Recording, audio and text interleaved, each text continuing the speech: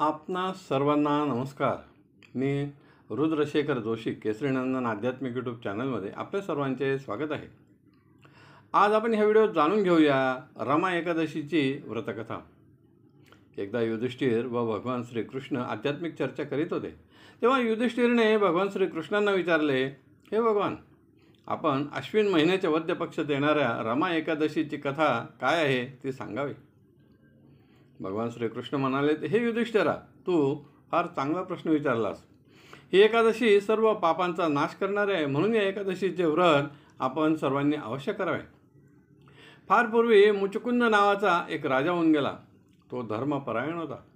त्याची इंद्रदेव, वरुणदेव, यम, कुबेर, विभीषण यांच्याशी देखील मैत्री होती. त्याला एक कन्या होती. तिचे नाव चंद्रभागा असे होते. ती जेव्हा विवाह योग्य झाली तेव्हा तिच्या पित्यांनी जवळच्या राज्यातील चंद्रसेन राजाचा पुत्र शोभन नावाच्या एका राजपुत्राशी तिचा विवाह आनंदात करून दिला. विवाहानंतर चंद्रभागा आपल्या पतीकडे आनंदाने राहत होती. एकदा काही निमित्ताने ती पुन्हा आपल्या माहेरी आली. तेव्हा शोभन आपल्या सासरी पत्नीस भेटायला मुचुकुंद राजाकडे आला. तेव्हा काही दिवस राहिला. त्यात रमा एकादशी आली.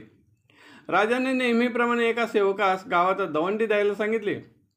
उद्याला रमा एकादशी आहे, सर्वांनी व्रत उपवास पूजन करावे. हे ऐकून चंद्रभागाला आपल्या पतीची चिंता वाटू लागली, कारण त्यास उपवास करण्याची शक्ती नव्हती. तिने सांगितले, तुम्हाला एकादशीचे व्रत करावे लागेल, नाहीतर दुसऱ्या नगरात जाऊन थांबावे लागेल.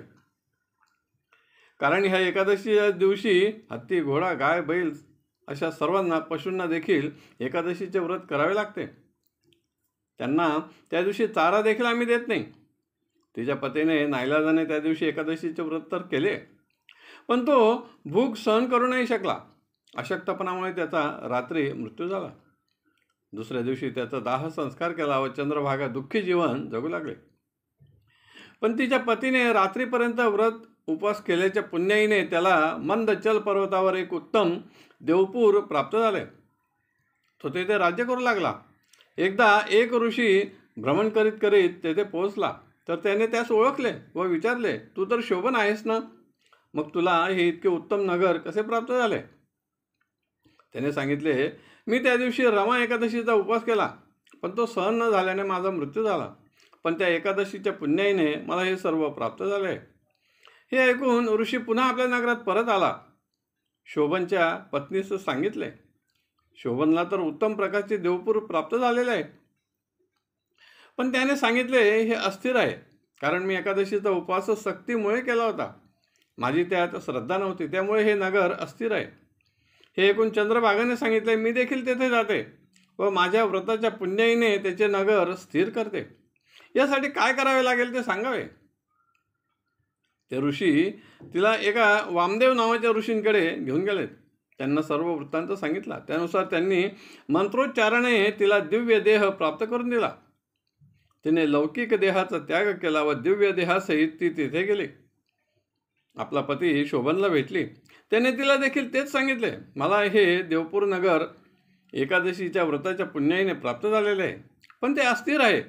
तेव्हा तिने सांगितले, मी माझ्या एकादशीच्या व्रताच्या पुण्याईने ते स्थिर करेल. तिने विधीपूर्वक एकादशीच्या व्रताचे पुण्य शोभनला दिले.